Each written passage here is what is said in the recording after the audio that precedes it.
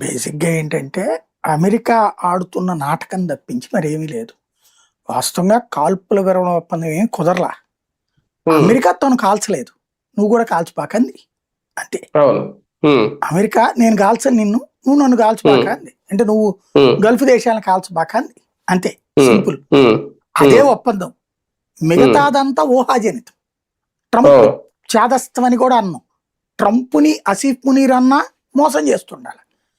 హ్మ్. లేదా ఆసిఫ్ మునీర్‌ని అడ్డం పెట్టి ట్రంప్ అయినా ప్రజలు మోసం చేస్తుండాలి. హ్మ్. బేసిక్‌గా 15 డిమాండ్‌లు అమెరికా పెట్టింది. అవును. 10 అవును. డిమాండ్‌లు ఇరాన్ పెట్టింది. ఈ హ్మ్. 15లో అమెరికా కోరిందేంటది? అణ్వస్త్రాలు చెయ్యనని ఇరాన్ మాటివ్వాలి. అవును. ఇరాన్ అమెరికా అడిగింది. కుదరదని చెప్పింది స్టిల్ నౌ. హ్మ్. వాళ్ళ దగ్గరున్న యురేనియం మాకిచ్చేయాలి. హ్మ్. కుదరదని చెప్పింది ఇరాను. హ్మ్. వాళ్ళ దగ్గరున్నటువంటి అణుక్షేత్రాలు ఏదైతే ఇస్ఫహాను ఈ మిగతా ప్రదేశాల్లో ఉన్నాయో హ్మ్. అవి పర్యవేక్షణ తమకు అప్పచెప్పేయాలని. మా హ్మ్. దేశంలో నువ్వెవడో పర్యవేక్షించడానికి గొట్టం. మాదేం హ్మ్. పాకిస్తాన్ కాదు కదా! పాకిస్తాన్‌లో దాన్ని అవును. నట ఈ నటాంజము ఇరాన్‌ది ఉంటది. అక్కడ హ్మ్. ఉన్నటువంటి రెజినా హిల్స్ వచ్చేటప్పటికి వీళ్ళ దగ్గర ఉంటది. హ్మ్. మొన్న జరిగింది గదా! మనం కొట్టాం గదా! హ్మ్. నూర్ అహ్మద్ ఖాన్ హ్మ్. ఎయిర్ బేస్ హ్మ్. దగ్గర. హ్మ్. అక్కడ వీళ్ళ దగ్గర ఉంటది పాకిస్తాన్. అలా మాదేం హ్మ్. మీకు ఇవ్వమని చెప్పింది.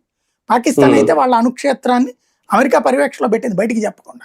మొన్న హ్మ్. మనం బాంబ్ వేసాక గాని తెలియలే ఆ విషయం ప్రపంచానికి. హ్మ్. హ్మ్. అదే హ్మ్. ఇరాన్ అట్ట ఇవ్వడానికి ఒప్పుకోవట్లేదు. హ్మ్. ఈ 3 ప్రధానమైన డిమాండ్‌లు అమెరికావి.